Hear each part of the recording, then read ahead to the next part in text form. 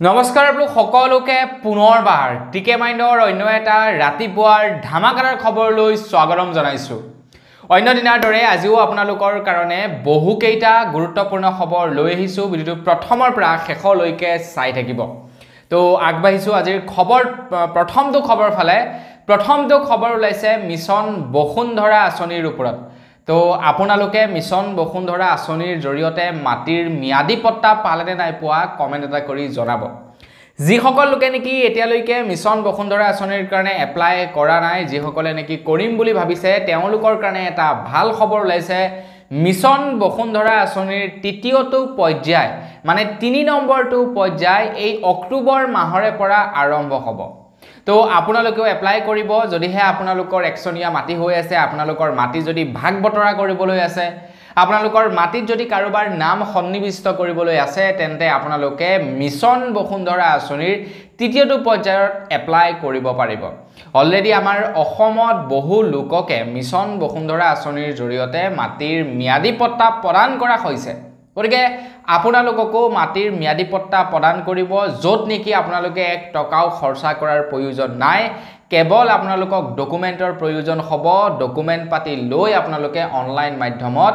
মাটিৰ ম্যাদী পট্টাৰ কাৰণে এপ্লাই কৰিব পাৰিব মিছন বসুন্ধৰা আঁচনিৰ অধীনত। তো 2 অক্টোবৰৰ পৰা নতুনকৈ পৰ্টেল মুকলি কৰিব,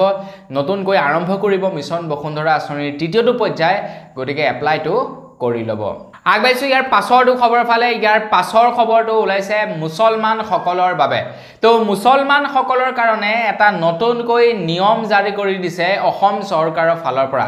তো আপুনি যে ভিডিঅ'টো চাই আছে বৰ্তমান, আপুনি বাৰু মুছলমান নে আপুনি হিন্দু? তো কমেন্ট এটা কৰি জনাবলৈ নাপাহৰিব। তো আপুনি যদি এগৰাকী মুছলমান তেন্তে আপোনালোকৰ কাৰণে অসম চৰকাৰৰ ফালৰ পৰা এটা নতুনকৈ নিয়ম বান্ধি দিছে। এতিয়াৰে পৰা আপোনালোকে কাজিৰ খটুৱাই বিয়া পাতিলে নহ'ব, বা আপোনালোকে কাজিৰ ওচৰত গৈ তালাক 3 তালাক কৈ আপোনালোকে তালাক দিব নোৱাৰিব আপোনালোকৰ পত্নীক। তো যিসকল নেকি মুছলমান তেওঁলোকে নিশ্চয় জানে, যেতিয়াই নেকি মুছলমানসকলে বিয়া পাতে তেতিয়া সেই বিয়াত কাজি থাকে, কাজিয়েই বিয়া সম্পন্ন কৰে। আৰু যেতিয়া নেকি তালাক দিয়া যায় তেতিয়া কাজিৰ ওচৰত গৈ তালাক দিব পাৰি। যেনেকৈ নেকি আমাৰ হিন্দুসকলে হয় কি আপোনাৰ তালাক দিবৰ কাৰণে বা ডিভোৰ্স ল'বৰ কাৰণে কি হয়, আপোনাৰ কোৰ্টত যাব লাগে, তেওঁলোকে কোৰ্টত কেছ ফাইল কৰে, তাৰ পাছত গৈ ডিভোৰ্স হয়। এনেই নৰ্মেলি এৰি যোৱাটো বেলেগ কথা, কিন্তু অফিচিয়েলি যেতিয়া নেকি ডিভোৰ্স দি যাম বুলি কয় এটা প্ৰক্ৰিয়া আছে। কিন্তু মুছলমানসকলৰ কি হৈ গ'ল, কাজিৰ ওচৰত গৈ তেওঁলোকে ডিভোৰ্স ল'ব পাৰে, তালাক 3 তালাক কোৱাৰ পাছতেই ডিভোৰ্স ল'ব পাৰে। এতিয়া সেই নিয়ম সলনি কৰি দিছে অসম চৰকাৰে। অসম চৰকাৰে কৈছে যে এতিয়া কাজিৰ ওচৰত বিয়া পাতিলে নহ'ব, এতিয়া উপপঞ্জীয়ক থাকিব, চৰকাৰী বিষয়া। তো তেওঁলোকেহে এতিয়াৰে পৰা বিয়াৰ পঞ্জীয়ন কৰাব বুলি জনাইছে, আৰু এই নিয়মটো কেৱল মুছলমানসকলৰ বাবে। আগবাঢ়িছো ইয়াৰ পাছৰটো খবৰ ফালে। মহাপুৰুষ মাধৱদেৱৰ গুৰুজনাৰ তিথি আহি আছে। গুৰুজনাৰ তিথি এইটো মাহতে পৰিছে, এই আগষ্ট মাহতে গুৰুজনাৰ তিথি পৰিছে। এতিয়া চৰকাৰী যিসকল নেকি কৰ্মচাৰী আছে, চৰকাৰী যিসকল কৰ্মকৰ্তা আছে, তো তেওঁলোকৰ কাৰণে অসম চৰকাৰৰ ফালৰ পৰা গুৰুজনাৰ যি নেকি তিথি, সেই তিথি উপলক্ষে এইবাৰ 23 তাৰিখৰ দিনটো বন্ধ ধাৰ্য কৰা নাই। এইবাৰ 23 আগষ্টৰ পৰিৱৰ্তে 24 আগষ্ট মানে 1 দিন আগবঢ়াই দিছে। আই থিংক 23 তাৰিখৰ দিনাখন গুৰুজনাৰ তিথি আছে, কিন্তু 23 তাৰিখৰ দিনাখন চৰকাৰী অফিচ কাছাৰীবিলাক খোলা থাকিব, কিন্তু 23 তাৰিখৰ পৰিৱৰ্তে 24 তাৰিখৰ দিনাখন বন্ধৰ ঘোষণা কৰিছে।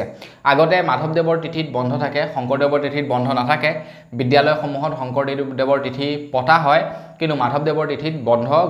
দিয়া যায়। কিন্তু আজিকালিতো আপোনালোকে নিশ্চয় জানেই, আৰু প্ৰত্যেকটো আমাৰ অসমৰ প্ৰত্যেকটো বস্তুতেই বন্ধবিলাক ইফাল সিফাল কৰি দিছে। বিহু কিবা কিবি এইবিলাকত আৰু এদিন হয়তো আগত বন্ধ দিয়ে, নহ'লে এদিন পাছত দিয়ে। তো এইবাৰ মাধৱদেৱৰ তিথিটো ঠিক তেনেকুৱাই কৰিছে, 23 তাৰিখৰ পৰিৱৰ্তে 24 তাৰিখ কৰি দিছে। আগবাঢ়িছো ইয়াৰ পাছৰটো খবৰ ফালে। দিনক দিনে বস্তুৰ দাম বৃদ্ধি পাই গৈছে। দিনক দিনে প্ৰত্যেকবিধ সামগ্ৰীয়ে দাম অত্যাধিক ৰকমত বৃদ্ধি পাই গৈছে। এতিয়া আপুনি বাৰু LIC বা ধৰি লওক আপোনালোকে বিভিন্ন আৰু LIC হৈ গ'ল বা ষ্টেট বেংকতে হৈ গ'ল, বিভিন্ন য'তে ত'তে আপোনালোকে পইচা আৰু ফিক্স কৰি থৈছে নেকি? বা আপোনালোকে কৰবাত ধৰি লওক সাপোজ কি কৰিছে LIC এটা খুলিছে 10 বছৰৰ কাৰণে, 20 বছৰৰ কাৰণে। আপোনালোকে খুলি থৈছে নেকি কমেন্ট এটা কৰি জনাব ধৰি লওক সাপোজ যেনিবা বৰ্তমান আপোনালোকে প্ৰত্যেক মাহে 2-3 হাজাৰ জমা কৰি গৈছে LICৰ বাবদ মানে বছৰেকত আপোনালোকে 24-25 হাজাৰ টকা যেনিবা আপোনালোকে জমা কৰিছে LIC তো আপোনালোকে যেনিবা 15 বছৰৰ পাছত বা 20 বছৰৰ পাছত আপোনালোকে লাভ কৰিব 3 লাখ বা 4 লাখ টকা খুদে মূলে এতিয়া কথাটো হৈ গল আপোনালোকে বাৰু জানেনে যে আপুনি যেনিবা LIC খুলি ৰাখিছে বা অনলাইন কিবা এটাই খুলি ৰাখিছে তো আপুনিটো পইচাটো এতিয়া দি আছে কিন্তু পইচাটো আপুনি ৰিটাৰ্ণ পাব কি কেতিয়া 5 বছৰ বা 6 বছৰৰ পাছত এতিয়া এটা ৰিপৰ্ট ওলাইছে যে আপোনালোকে যে LIC কৰিছে বা ষ্টেট বেংকত কিবা কৰিছে বা কৰবাত পইচা ফিক্সড কৰি থৈছে 20 বছৰ 30 বছৰৰ কাৰণে তো আপুনি বৰ্তমান পৰ্যায়ত যেটো এমাউন্ট ফিক্সড কৰিছে তো সেই এমাউন্টৰ সেই ভ্যালুটো বাৰু সেই যেতিয়া নেকি আপুনি পইচাটো মিচুৰিটি পাবগে সেই সময়ত সেইটো ভ্যালু থাকিবনে আপুনি যেনিবা এটা ইন্সুৰেন্স কৰিছে LIC 3 লাখ টকাৰ আৰু সেই ইন্সুৰেন্সটোৰ প্ৰিমিয়াম যেনিবা আপোনালোকে বৰ্তমান প্ৰত্যেক বছৰে 30,000 বা 40,000 টকাকে দি আছে বৰ্তমান সেই 3 লাখ টকাটোৰ যেটো ভ্যালু আজিৰ পৰা 10 বছৰ 15 বছৰৰ পাছত বাৰু সেইটো ভ্যালু থাকিবনে সেই একেটাই ভ্যালু বা আজিৰ ডেটত 30,000 টকাটোৰ যেটো ভ্যালু 20 বছৰ 25 বছৰৰ পাছত বাৰু সেই ভ্যালুটো থাকিবনে তো এটা ৰিপৰ্ট ওলাইছে যদিহে আপোনালোকে বৰ্তমান সময়ত 1 লাখ টকা এটা কৰবাত ইনভেস্ট কৰিছে আপোনালোকে সাপোজ কৰবাত ফিক্সড ডিপোজিট কৰিছে বা আপোনালোকে ইন্সুৰেন্স কৰি ৰাখিছে আৰু আপোনালোকৰ পইচাটো যদি আজিৰ পৰা 30 বছৰৰ পাছত ওলাই 1 লাখত যেনিবা আপোনালোকে 2 লাখ টকাই পালে কিন্তু সেই 2 লাখ টকাটোৰ ভ্যালু তেতিয়া 1 লাখ টকাৰ সমানো নহব আজিৰ পৰা 30 বছৰৰ পাছত আজিৰ পৰা 30 বছৰৰ পাছত বৰ্তমান যেটো বস্তুৰ দাম 1 লাখ টকা সেই বস্তুটো আপোনালোকে আজিৰ পৰা 30 বছৰৰ পাছত 5ৰ পৰা 6 লাখ টকাত ক্ৰয় কৰিব লাগিব মানে আজিৰ ডেটত 1 লাখৰ যেটো ভ্যালু আজিৰ পৰা 40 বছৰৰ পাছত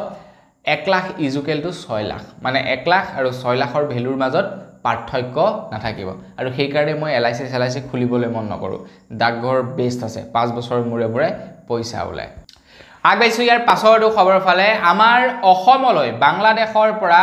প্ৰায় 20 জন বাংলাদেশী সোমাই আহিছিলে বুলি খবৰ এটা ওলাইছে তো খবৰ লোৱা অনুসৰি তাৰে ভিতৰত 4 জনক অলৰেডি আটক কৰিছে আৰু 4 জনক এতিয়া বাংলাদেশলৈ উভতাই পঠাইছে বুলি জনাইছে কিন্তু এতিয়াও 16 জনক বিচাৰি পোৱা নাই বুলি এটা খবৰ ওলাইছে এতিয়াও প্ৰায় 16 জন বাংলাদেশী পলাতক অৱস্থাত আছে বুলি জনাইছে তো আপোনালোকেও যদি আপোনালোকৰ ওচৰে পাজৰে তেনেকুৱা সাসপেক্ট দেখা পায় যে আপোনালোকৰ ওচৰত যেনিবা সেই ব্যক্তিজনক আপোনালোকে কোনো কাহানিও দেখা নাই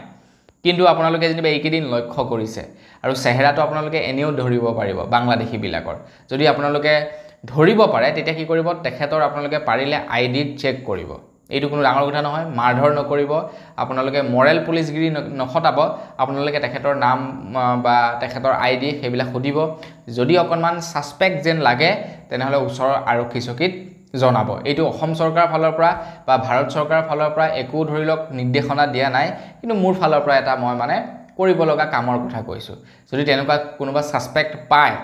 মাৰধৰ নকৰিব কিন্তু কি কৰিব তেখেতক পুলিচৰ হাতত গটাই দিব তাৰ পিছত বাকিখিনি পুলিচে কি কৰিব লাগে কৰিব আৰু আগবাইছো ইয়াৰ পাছৰটো খবৰ ফালে আপোনাৰ বাৰু বাৰ্থ সাৰ্টিফিকেট আছে নে নাই কমেন্ট এটা কৰি জনাবচোন আমাৰ আই থিংক বাৰ্থ সাৰ্টিফিকেট নাই আপোনালোকৰ আছে নে নাই কমেন্ট এটা কৰি জনাব আগতে বাৰ্থ সাৰ্টিফিকেট মানে কি হয় উলিয়াবৰ কাৰণে বিৰাট চাগে কষ্ট আছিল নেকি যাৰ কাৰণে আমাৰ বাৰ্থ সাৰ্টিফিকেট নাই কিন্তু বহুলোকৰ বাৰ্থ সাৰ্টিফিকেট আছে বাৰু তো আমাৰ বাৰ্থ সাৰ্টিফিকেট নাছিলে তো আপোনালোকৰ বাৰ্থ সাৰ্টিফিকেট আছে নে নাই কমেন্ট এটা কৰি জনাব কিন্তু আজিকালি বাৰ্থ সাৰ্টিফিকেট ডাইৰেক্টলি হস্পিটালৰ পৰা দিয়ে যেহেতু তো তাৰ কাৰণে আজিকালি সবৰে বাৰ্থ সাৰ্টিফিকেট হ'ল তো আজিৰ পৰা কেইবা বছৰ আগৰ যিবিলাক বাৰ্থ সাৰ্টিফিকেট নেকি লৰা ছোৱালী বিলাকক দিয়া হৈছিল সেইবিলাক birth certificate offline birth certificate আছিল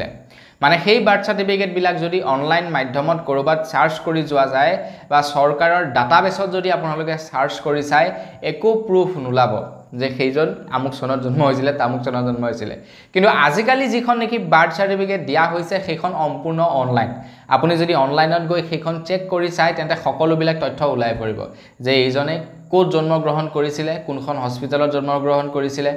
কেই তাৰিখত জন্মগ্ৰহণ কৰিছিলে নামটো কি হয় সকলোবিলাক তথ্য ওলাই পৰিব আজিকালি হৈ গ'ল অনলাইন আৰু আপোনালোকৰ যদি পুৰণা বাৰ্থ সাৰ্টিফিকেট আছে তেন্তে আপোনালোকে সেইবিলাক এতিয়া অনলাইন কৰিব পাৰিব যদি আপোনালোকৰ নাই তেন্তেও আপোনালোকে এপ্লাই কৰিব পাৰিব যদি আপোনালোকৰ পুৰণা আছে নতুন কৰিব পাৰিব কেনেকৈ কৰিব আপোনালোকে কি কৰিব লাগিব আমাৰ ভাৰত চৰকাৰৰ যেটো নেকি অফিচিয়েল পোৰ্টেল তো তাত গৈ আপোনালোকে এপ্লাই কৰিব পাৰিব বুলি জনাইছে তো আপোনালোকে লাভ কৰিব এখন বাৰ্থ সাৰ্টিফিকেট যদি পুৰণাখন আছে নতুন কৰিব পাৰিব আৰু যদি নাই এপ্লাই কৰিব পাৰিব আগবাইছো ইয়াৰ পাছৰটো খবৰ ফালে ইয়াৰ পাছৰ খবৰটো ওলাইছে জিঅ'ৰ ওপৰত জিঅ'য়ে নতুনকৈ এটা ৰিচাৰ্জ প্লেন মুকলি কৰিছে যেটো হৈছে 198ৰ জিঅ'ৰ আৰু এটা ৰিচাৰ্জ প্লেন আছিলে সেইটো আছিলে 199 আগতে ডেইলি 1 GB কৈ ডাটা 28 দিনৰ নে 24 দিনৰ কাৰণে ভ্যালিডিটি পাইছিলে কিন্তু এতিয়া জিঅ'য়ে কি কৰিলে 199ৰ ৰিচাৰ্জটোকে আই থিংক 198 কৰি দিলে আৰু সেইটোৰ ভ্যালিডিটি কৰি দিলে কিমান দিন মাত্ৰ 18 দিন 198ত আপোনালোকে 18 দিন লাভ কৰিব এটা ডেইলি 1 GB ৰ পৰিৱৰ্তে আধা GB কৰিলে হ'বলে মানে আধা GB এতিয়া নেট আপোনালোকে লাভ কৰিব চাওকচোন কিমান লুটিছে মানুহবিলাকক নহয় নে আগবাইছো ইয়াৰ পাছৰটো খবৰ ফালে ইয়াৰ পাছৰ খবৰটো ওলাইছে PM কিষাণ যোজনাৰ ওপৰত বা PM কিষাণ আঁচনিখনৰ ওপৰত ওলাইছে ইয়াৰ পাছৰটো খবৰ তো বহু লোকে খুদি থাকে যে দাদা PM কিষাণৰ পইচা কেতিয়া সোমাব কি কৰিব তো মই ভিডিও বিলাকত আপোনালোকক জনাই থাকো আনকি কি হয় মানুহবিলাকে মানে কিছুমান মানুহ এনেকুৱা থাকে PM কিষাণৰ পইচা কিটাৰ কাৰণে ওয়েট কৰি থাকে নেকি হেগিটা সোমাব হেগিটা উলিয়াম ভাবে প্ৰত্যেক মাহে মাহে PM কিষাণৰ পইচা সোমাই নেকি মানে চেক কৰিবৰ কাৰণে যে PM কিষাণৰ পইচা সোমাইছে নেকি চেক কৰি দিয়াছোন পইচা সোমাইছে নেকি চেক কৰি দিয়াছোন তো মানুহবিলাক মানে তেনেকুৱা থাকে তো প্ৰত্যেক মাহে PM কিষাণৰ পইচা নাহে প্ৰত্যেক বছৰে তিনিটা কিস্তি দিয়ে 2000 কে 6000 টকা গৰিকে প্ৰত্যেক মাহে PM কিষাণৰ পইচা নিদিয়ে তো এতিয়া PM কিষাণৰ ওপৰতে খবৰ ওলাইছে নৱেম্বৰ মাহত PM কিষাণৰ পইচাটো দিব মানে 18 নম্বৰটো কিস্তি নৱেম্বৰ মাহত দিব তাৰ আগতে আপোনালোকে এপ্লাই কৰিব বিচাৰিলে কৰিব পাৰে PM কিষাণৰ কাৰণে যদি কৰিম বুলি ভাবে তো অনলাইন মাধ্যমতে কৰিব পাৰে যদি আপোনালোকৰ মাটিবাৰী আছে এপ্লাই যদি কৰে তেনে হলে পইচা আপোনালোকৰ একাউণ্টত সোমাব আগবাইছো ইয়াৰ পাছৰটো খবৰ ফালে ইয়াৰ পাছৰ খবৰটো ওলাইছে যি সকল লোকে নেকি ইন্সুৰেন্স কৰি থৈছে লাইক LIC কিবা এটা পলিচি খুলি ৰাখিছে ষ্টেট বেংকত কিবা এটা পলিচি খুলি থৈছে HDFC বেংকত কিবা এটা পলিচি খুলি থৈছে তো তেওঁলোকৰ কাৰণে এটা নতুনকৈ আপডেট ওলাই আহিছে তো আপোনালোকে কৰবাত LIC বা কৰবাত ষ্টেট বেংকত কিবা পলিচি কৰি থৈছে নেকি কমেন্ট এটা কৰি জনাব ইৰিডা তৰফৰ পৰা যিমান বিলাক নেকি ইন্সুৰেন্স কোম্পানী আছে তো তেওঁলোকৰ কাৰণে এটা নতুনকৈ নিৰ্দেশনা জাৰি কৰি দিছে যে এতিয়াৰ পৰা তো তেওঁলোকে সেন্ট্ৰেল চৰকাৰৰ সেন্ট্ৰেল KYC ৰেজিষ্ট্ৰেচন তেওঁলোকে এতিয়াৰে পৰা আমাৰ যিমান বিলাক নেকি কনজিউমাৰ আছে কনজিউমাৰৰ KYC আপডেট কৰিব লাগিব বুলি জনাইছে মানে আপোনালোকৰ পৰা হয়তো সাগে পুনৰাই হয়তো ডকুমেন্ট বিচাৰিব পাৰে কাৰণ মানুহবিলাকে তেওঁলোকৰ ডকুমেন্ট পাতিবিলাক চেঞ্জেস কৰি থাকে নহয় যেটো কেতিয়াবা নাম চেঞ্জ কৰে কেতিয়াবা কিবা চেঞ্জ কৰে তো হয়তো আপোনালোকৰ KYC বিচাৰিব পাৰে আপুনি যদি ইন্সুৰেন্স কৰি থৈছে আগবাইছো ইয়াৰ পাছৰটো খবৰ ফালে ইয়াৰ পাছৰ খবৰটো ওলাইছে সাহাৰা ৰিফাণ্ডৰ ওপৰত আপোনাৰ বাৰু সাহাৰা কোম্পানীত একাউণ্ট আছিল নেকি কমেন্ট এটা কৰি জনাব আপোনালোকে সাহাৰাত পলিচি খুলি ৰাখিছিল নেকি কমেন্ট এটা কৰি জনাব আপোনাৰ যদি সাহাৰাত পলিচি আছিল আপুনি যদি এপ্লাই কৰিছিল ইতিমধ্যে বহু লোককে প্ৰথমটো কিস্তি ইতিমধ্যে দিয়া হৈছে 10000 নে কিমান কৈ অলৰেডি দিছে সাহাৰা ৰিফাণ্ড পোৰ্টেলৰ জৰিয়তে যিসকলে এপ্লাই কৰিছিল তো আপোনাৰো যদি আছে আপোনাৰ ওচৰত যদি সঠিক প্ৰমাণপত্ৰ আছে আপুনিও এপ্লাই কৰিব পাৰে সাহাৰা ৰিফাণ্ড পোৰ্টেলত এটি আগতে 10000 টকা কৈ দিছিলে এইবাৰৰ পৰা 20000 কৈ দিব বুলি কৈছে আৰু আপোনাৰ এই আগষ্ট মাহৰ শেষৰ ফালে মানে আগষ্ট সেপ্টেম্বৰ মাহৰ পৰা পইচাসমূহ ৰিটাৰ্ণ কৰিব বুলি খবৰ ওলাইছে মানে ৰিফাণ্ড কৰিব বুলি খবৰ ওলাইছে যদি আপুনি সাহাৰাত আপোনাৰ একাউণ্ট আছিল আপোনালোকে সাহাৰাত যদি পইচা ইনভেষ্ট কৰিছিল তেন্তে আপোনালোকে পইচা ৰিফাণ্ড পাব আগবাইছো ইয়াৰ পাছৰটো খবৰ ফালে ইয়াৰ পাছৰ খবৰটো ওলাইছে মহাৰাষ্ট্ৰৰ পৰা মহাৰাষ্ট্ৰৰ থানে ডিস্ট্ৰিক্টৰ বদলপুৰ নামৰ জাগাৰ এটাৰ পৰা ওলাইছে ইয়াৰ পাছৰটো খবৰ কলকাতাৰ পাছত এইবাৰ মহাৰাষ্ট্ৰত এটা যৌন নিৰ্যাতনৰ ঘটনা ওলাই পৰিছে এখন বিদ্যালয়ত এজন সাফাই কৰ্মীয়ে এগৰাকী 4 বছৰীয়া ছোৱালীক যৌন নিৰ্যাতন চলাইছে বুলি খবৰ ওলাইছে চাওকচোন 4 বছৰীয়া এগৰাকী শিশু যিগৰাকী শিশুৱে হয়তো আপোনাৰ লাজ কি বস্তু সেইটোকে বুজি নাপায় 4 বছৰীয়া শিশুগৰাকী তো সেই 4 বছৰীয়া শিশুগৰাকীয়ে হয়তো আপোনাৰ নিজৰ নামটোকে ভালকৈ ক'ব নাজানে 4 বছৰীয়া শিশুগৰাকীক এজন সাফাই কৰ্মীয়ে যৌন নিৰ্যাতন চলালে আৰু তাৰ পাছতেই স্থানীয় ৰাইজ আৰু পুলিচৰ মাজত সংঘাত হয় বুলি খবৰ ওলাইছে মানে তেওঁলোকে হয়তো প্ৰতিবাদ কৰিবলৈ আহিছিল চাগে সেইজন লোকক এৰেষ্ট কৰিবৰ কাৰণে বা কিবা কৰিবৰ কাৰণে তো তাৰ পাছত স্থানীয় লোক আৰু পুলিচৰ মানে প্ৰশাসনৰ মাজত সংঘাতৰ সৃষ্টি হয় বুলি খবৰ ওলাইছে দেখিছে নহয় কলকাতাত হেয়া তাৰ পাছত মহাৰাষ্ট্ৰ যৌন নিৰ্যাতনৰ ঘটনা যে আপোনালোকে যদি ডেইলি ওয়াইজত চাবলৈ যায় হাজাৰটা তেনেকুৱা যৌন নিৰ্যাতনৰ কেছ ওলাই থাকে কিন্তু প্ৰত্যেকটো যেনিবা আৰু কি কয় প্ৰচাৰ লাভ নকৰে প্ৰত্যেকটো খবৰে বা প্ৰত্যেকটো খবৰে কলকাতাৰ নিচিনা নহয়গে কলকাতাটো বিৰাট জঘন্য কাণ্ড কৰি পেলালে ঠিক তেনেকৈ প্ৰত্যেকটো যেনিবা জঘন্য কাণ্ড নহয় কিন্তু শাৰীৰিক নিৰ্যাতনৰ বলি ডেইলি এগৰাকী নহয় এগৰাকী ছোৱালী হয় আমাৰ ভাৰতবৰ্ষত তো সেই অৱস্থা এতিয়া আগবাইছো ইয়াৰ পাছৰটো খবৰ ফালে ইয়াৰ পাছৰ খবৰটো ওলাইছে টেক্সৰ ওপৰত আজিকালি উপহাৰো যদি আপোনালোকক কোনোবাই দিয়ে তাতো আপোনালোকে টেক্স দিব লাগে আজিকালি বিৰাট ডাঙৰ নিয়ম বনাই দিলে আৰু এই নিয়মবিলাক কিন্তু চৰকাৰে মানে মানুহক লুটিবৰ কাৰণে বনাইছে বুলি ক'ব পাৰি সাপোজ যেনিবা আপুনি যেনিবা এজন ডক্টৰ আগতে কি হয় ডক্টৰবিলাকক কোম্পানীসমূহে ডাঙৰ উপহাৰ দিয়ে এতিয়া সেই উপহাৰৰ বিনিময়তো টেক্স পৰিশোধ কৰিব লাগিব ডক্টৰসমূহে অকল ডক্টৰেই নহয় আপুনি যেনিবা XYZ কোনোবা এজন মানুহ আপোনাক যেনিবা মোৰ ভাল লাগিলে যাৰ বিনিময়ত যেনিবা মই আপোনালোকক 1 লাখ টকীয়া কিবা এটা বস্তু গিফট কৰিলো আপোনাক যে মই 1 লাখ টকীয়া বস্তুটো গিফট কৰিলো আপোনাৰ লবৰ কাৰণে ইচ্ছা থাকক বা নাথাকক সেই 1 লাখ টকা বস্তুৰ ওপৰত আপোনালোকে টেক্স পৰিশোধ কৰিব লাগিব আজিকালি মানে নিয়মবিলাক কিবা সাংঘাতিক ৰকমৰ বনাই দিছে তো বন্ধু বান্ধৱীসকল কিন্তু সেইখিনিতে এটা খবৰ ওলাই পৰিছে যদিহে আপোনাৰ কোনোবা আত্মীয় একদম তেজৰ সম্পৰ্কৰ কোনোবাই যদি আপোনাক উপহাৰ দিয়ে হেয়াৰ দৰকাৰ হলে 10 লাখেই হওক বা 20 লাখেই হওক তাত টেক্স দিব নালাগে বুলি কৈছে সাপোজ আপোনাৰ যেনিবা ভাইটি থাকে বেংগলোৰত যেনিবা ভাইটিয়ে কি কৰিলে আপোনাৰ কাৰণে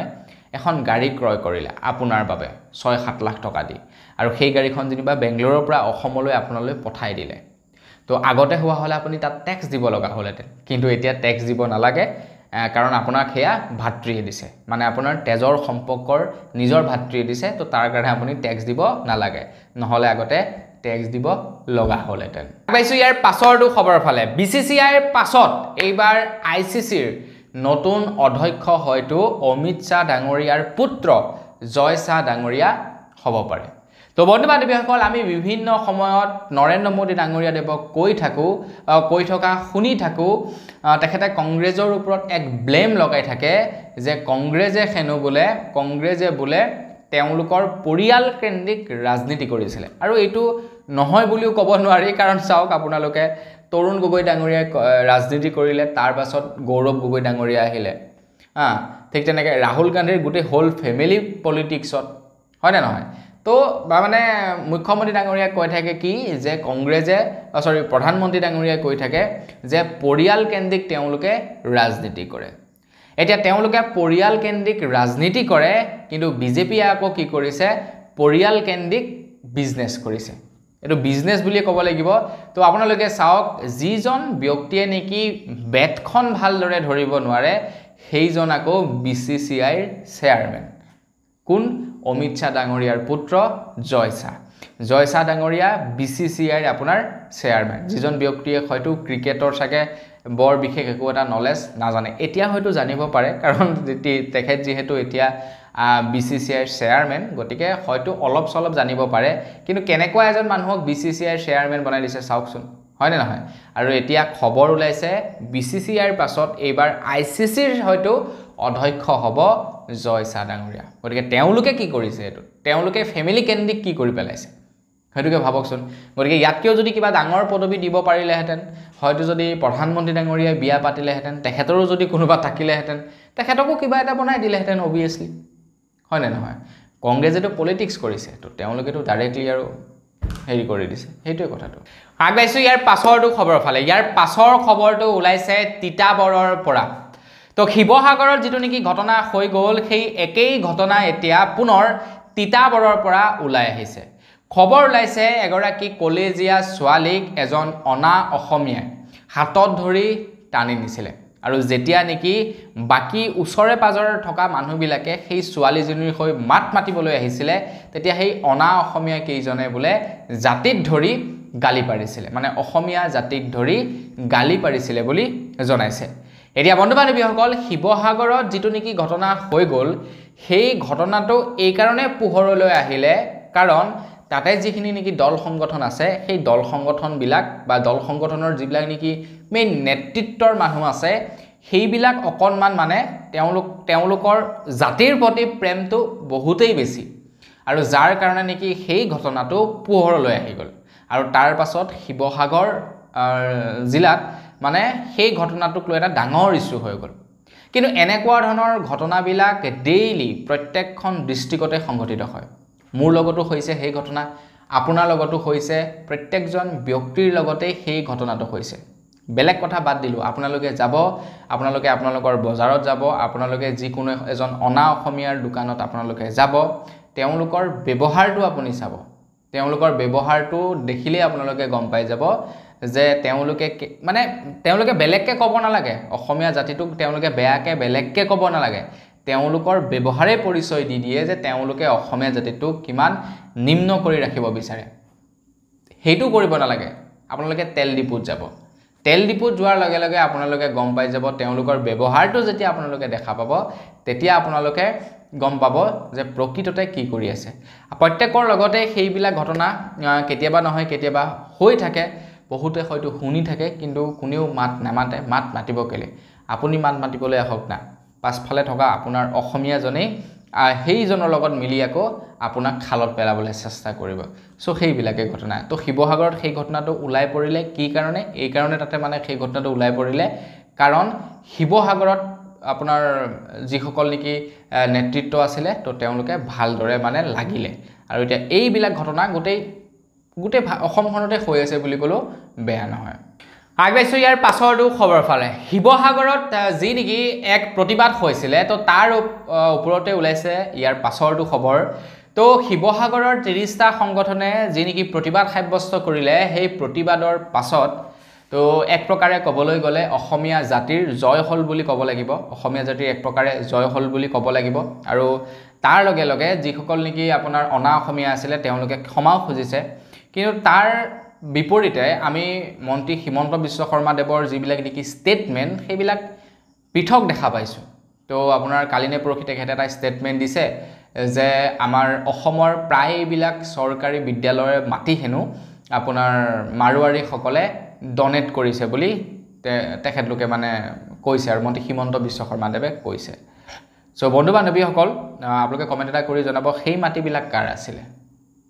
তো সেই মাটিখিনি মাৰুৱাৰী সকলে আপোনাৰ ৰাজস্থানৰ পৰা কি দাঙি লৈ আহিছিল নেকি হেতু এটা ডাঙৰ প্ৰশ্ন বাৰু যি কি নহওক এইবিলাক পলিটিক্সৰ লগত জড়িত খবৰ বেছি ডিপলি নাযাওঁ বাৰু তো এইখিনিতে খবৰ দি থৈ যাওঁ যে এই 30টা যি নেকি সংগঠনে প্ৰতিবাদ কৰিছিল সেই 30টা সংগঠনে এতিয়া কি দাবী উত্থাপন কৰিছে প্ৰথম দাবী হৈ গ'ল শিৱসাগৰত বিহাৰী মাৰুৱাৰী বঙালী সম্প্ৰদায়কে ধৰি যিমান কেইটা অনা অসমীয়া বহিৰাগত সম্প্ৰদায়ৰ সংগঠন আছে প্ৰত্যেকটো সংগঠন নিষিদ্ধ হ'ব যিমানখিনি নেকি অনা অসমীয়াৰ সংগঠন আছে প্ৰত্যেকটো সংগঠনে এতিয়াৰে পৰা নিষিদ্ধ হ'ব তাৰ লগে লগে শিৱসাগৰত কোনো খিলঞ্জীয়া আৰু অসমীয়া মানুহে কোনো বহিৰাগতক মাটি বিক্ৰী কৰিব নোৱাৰিব বহিৰাগতৰ প্ৰতিখন ব্যৱসায়িক প্ৰতিষ্ঠানত অসমীয়া ভাষাৰ হোৰ্ডিং আৰু অসমীয়া ভাষা কোৱাটো বাধ্যতামূলক কৰাৰ সিদ্ধান্ত লৈছে একদম 100% ৰাইট কথা কৈছে প্ৰতিখন বহিৰাগত ব্যৱসায়িক প্ৰতিষ্ঠানত 80% খিলঞ্জীয়াক নিযুক্তি দিয়াটো বাধ্যতামূলক কৰিছে এইটো এটা বিৰাটে ভাল পদক্ষেপ লৈছে বুলি ক'ব পাৰি মোৰ মতে যিমানখিনি নেকি তেল ডিপু আছে তেল ডিপু বিলাকত অসমীয়া লৰাক ভৰুৱাৰ ব্যৱস্থা কৰিব লাগে আপোনালোকে চাওক অসমখন ঘূৰি চাওক যিমানখিনি তেল ডিপু আছে হয়তো কৰবাত দুই এজন অসমীয়া থাকিব পাৰে বাকিখিনি সব মাৰুৱাৰী বিহাৰী তো তেওঁলোকক আনি হৈ তাৰ পৰা ইয়াতে থৈ দিছেহি গতিকে তেওঁলোকে যদি তাৰ পৰা সেই ইয়াতে কাম নকৰিলেহেঁতেন তেওঁলোকৰতো হেতু গভৰ্ণমেণ্ট জব নহয় চাগে মোৰ মতে হয় নহয় গতিকে ইয়াৰো কাৰোবাৰ এজনক নিযুক্তি দিব পাৰে কিন্তু নিদিয়ে কিয় দিব সো হেইটো কৰিব লাগে যে সব অসমীয়া লৰা হ'ব ইয়াত কিহৰ উদ্বন্দালি আগবাইছো ইয়াৰ পাছৰটো খবৰ ফালে মহানগৰীত দুজন লোকে আলফাৰ নাম লৈ ধন দাবী কৰি আছিলে বুলি জনাইছে আলফাৰ মানি ৰিচিপ্ট লৈ মানে আলফাৰ নামত মানি ৰিচিপ্ট উলিয়াই তেওঁলোকে ধন দাবী কৰি আছিলে দুজন ব্যক্তিয়ে আৰু সেই দুজন ব্যক্তিক বৰ্তমান আৰক্ষীয়ে আটক কৰিছে বুলি জনাইছে তেওঁলোক মানে ভুৱা আলফা অৰিজিনেল আলফা নহয় বাকি যি কি নহওক তেখেতলোকৰ লগত আৰু বহুতো লোক জড়িত আছে বুলি খবৰ ওলাইছে এতিয়া সেই সকলকো ধৰা হ'ব আগবাইছো ইয়াৰ পাছৰটো খবৰ ফালে আপুনি যদি কেতিয়াবা অৰুণাচল প্ৰদেশত সোমাইছে তেন্তে আপুনি নিশ্চয় জানে অৰুণাচল প্ৰদেশত সোমাবৰ কাৰণে ইনাৰ লাইন পাৰমিটৰ প্ৰয়োজন হয় নিশ্চয় হয়তো আপোনালোকে জানে এতিয়া অৰুণাচল প্ৰদেশৰ পৰা খবৰ ওলাইছে অৰুণাচল প্ৰদেশত এতিয়াৰে পৰা সোমাবৰ কাৰণে ইনাৰ লাইন পাৰমিট অধিক কঠোৰ হ'ব বুলি জনাইছে বৰ্তমানটো ইনাৰ লাইন পাৰমিট অনলাইনত বনোৱাটো সম্পূৰ্ণৰূপে বন্ধ কৰি দিছে কেৱল টুৰিষ্ট ইনাৰ লাইন পাৰমিটহে দিয়া হয় টুৰিষ্ট পাৰমিট দিয়া হয় কেৱল আপোনাৰ যাবৰ কাৰণে বাকি ইনাৰ লাইন পাৰমিট আগতে অনলাইনত বনাব পাৰি আজিকালি হেয়া বন্ধ কৰি দিছে তো বন্ধু বান্ধৱীসকল খবৰ ওলাইছে যে এতিয়া মেঘালয়তো সোমাবৰ কাৰণে আপোনালোকক ইনাৰ লাইন পাৰমিটৰ প্ৰয়োজন হ'ব বুলি জনাইছে আমাৰ অসমলৈ আহিবৰ কাৰণে কিন্তু কোনো ৰাজ্যৰে পৰা ইনাৰ লাইন পাৰমিটৰ প্ৰয়োজন নাই আগবাইছো ইয়াৰ পাছৰটো খবৰ ফালে ইয়াৰ পাছৰ খবৰটো ওলাইছে প্ৰধানমন্ত্ৰীৰ আৱাস যোজনাৰ নগৰবাসীৰ কাৰণে এটা ভাল খবৰ তো নগৰবাসী যিসকল নেকি নগৰীয়া মানুহ তেওঁলোককো প্ৰধানমন্ত্ৰীৰ আৱাস যোজনাৰ অধীনত লোন দিয়া হয় হেতুটো আপোনালোকে নিশ্চয় জানে তো প্ৰধানমন্ত্ৰীৰ আৱাস যোজনাৰ নগৰবাসীৰ কাৰণে আপোনাৰ পোৰ্টেল মুকলি কৰা হৈছে তো আপোনালোকে যদি এপ্লাই কৰিব বিচাৰে এপ্লাই কৰিব পাৰে আৰু তাৰ লগে লগে পুৰণি লিষ্টটো জাৰি কৰিছে বুলি জনাইছে যিসকল লোকে নেকি অলৰেডি এপ্লাই কৰিছিলে তো আপোনালোকে চেক কৰিব পাৰিব ওয়েবসাইটত গৈ যদিহে আপোনালোকে এপ্লাই কৰিছিলে আৰু যদি এপ্লাই কৰা নাই তেন্তে এপ্লাই কৰিব পাৰে কাৰণ এতিয়া ভাৰত চৰকাৰে প্ৰত্যেকজন ব্যক্তিকে একোটা পকি ঘৰ দিয়াটো এটা প্ৰতিশ্ৰুতি লৈছে আগবাইছো একেবাৰে হেখৰটো খবৰ ফালে একেবাৰে হেখৰ খবৰটো ওলাইছে আইটিআৰ ৰিফাণ্ডৰ ওপৰত যোৱাকালি মই আপোনালোকক খবৰ জনাইছিলো যিসকলে নেকি ট্যাক্স ৰিটাৰ্ণ কৰে তো তেওঁলোকে এতিয়া আইটিআৰ ৰিফাণ্ডৰ কাৰণে হয়তো ওয়েট কৰি আছে বহু লোকে তো আপোনালোকক এতিয়া আইটিআই ৰিফাণ্ডৰ নামত কিছু প্ৰবঞ্চকে ঠক প্ৰবঞ্চনা কৰিব পাৰে গটিকে আপোনালোকক অকনমান সাৱধানে থাকিবলৈ কৈছে তো ভাৰতৰ বিত্তমন্ত্ৰী গৰাকীয়ে জনোৱা অনুসৰি যোৱা বছৰ প্ৰায় 3 মাহ দিন সময় প্ৰয়োজন হৈছিল আপোনাৰ ৰিফাণ্ড কৰিবৰ কাৰণে আইটিআই ৰিফাণ্ড কৰিবৰ কাৰণে এইবাৰ বহু লোকে 10 দিনৰ ভিতৰতো পাই গৈছে বুলি জনাইছে কিন্তু বেছি সংখ্যক মানুহে এতিয়ালৈকে পইচা ৰিফাণ্ড পোৱা নাই গটিকে 3 মাহ পৰ্যন্ত লাগি যাব পাৰে বুলি জনাইছে তো এইটো খবৰ যিসকলে ইনকাম ট্যাক্স ৰিটাৰ্ণ কৰে তো তেওঁলোকৰ কাৰণে তো বন্ধু বান্ধৱীসকল বস আজিৰ ভিডিঅ জনাবলগীয়া খবৰ ইমান কেইটা আছিল খবৰ কেইটা জানি কেনেকুৱা লাগিলে কমেন্ট কৰি জনাব যদি ভাল লাগিলে লাইক এটা কৰিবলৈ নাপাহৰিব চেনেল যদি এতিয়ালৈকে সাবস্ক্ৰাইব কৰা নাই তেন্তে সাবস্ক্ৰাইবটো কৰি ল'ব পুনৰ এটা ভিডিঅ লগ পোৱাৰ খালি বিদায় মাগিছো ধন্যবাদ জয় অসম